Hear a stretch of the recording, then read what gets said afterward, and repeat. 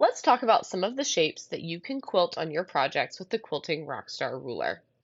There are four sides to the Quilting Rockstar Ruler: a gentle curve, two half circles, and a half hexagon. My name is Holly, a Knight of String and Story, and it's my job to guide you to quilt with confidence. And I designed this ruler to be a versatile companion as you finish your own quilts. Here we're going to get started with the gentle curve side of the Quilting Rockstar Ruler. I think this is probably the most versatile shape on this ruler, and I'm going to show you three different ways to use it inside of today's video. Here we're doing continuous curves inside of squares, so simply connecting the corners of the squares. This adds kind of a ruffled edge appeal. Depending on how you put these together, it can actually end up creating the illusion of kind of wedding ring circles with your quilting. It's a beautiful way to add a simple accent to a common shape on our quilting journey. Then we're going to head down to where I have drawn the outline of a sawtooth star on this practice sandwich. I've done some other quilting on the inside of the star, which I'll show you in a moment, but here I'm simply using this continuous curve to connect my star points. Again, I'm adding a little bit of a softened edge and accented edge to a very geometric shape that we see show up a lot in our quilting. This is a fun way to secure the area of a quilt, add some texture, but not get too dense with our quilting and let the fabric pop and puff. Finally, if you want to use this shape in a border, you can do church windows. So it's using this gentle curve to create arch shapes inside where the border would be on your quilt. So wider at the bottom, pointed at the top, you can then stagger this shape so you've got kind of nested arches. And it's fun to put a swirl or a feather or some other shape then underneath the arch for a really polished, incredible border on your quilt.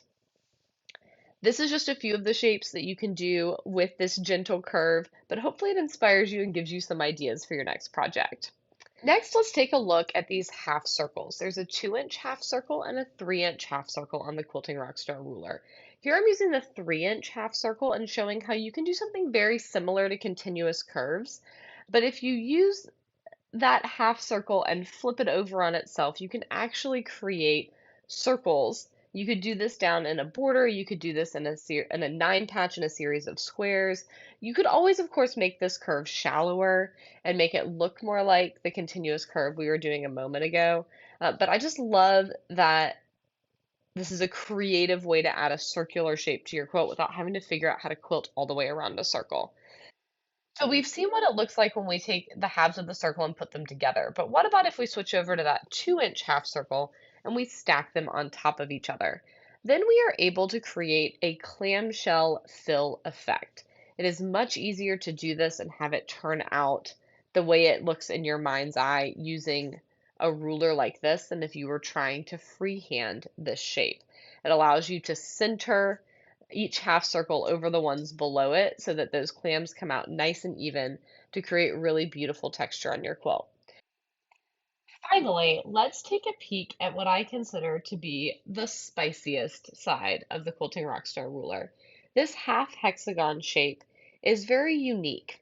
A little bit back, I had a quilt where I very specifically wanted to quilt a honeycomb in the background of a block, and I could not find a hexagon ruler that would do what I wanted it to do. So when I designed the Quilting Rockstar ruler, I thought that this would be a fun shape to add that gives you a unique opportunity to play around with a shape we're familiar with from quilting, but often because we've pieced it, not because we've stitched it. Now, when we're quilting these hexagons, we do need to be very mindful of the 1/4 inch from the needle to the edge of the foot and making sure that we take that into account when we position the ruler. Practice is going to make progress on this, and as you continue to practice, you'll see your hexagons coming out more and more even and more accurate. You'll also be able to figure out, do you prefer to quilt those hexagons stacking them on top of each other horizontally or vertically?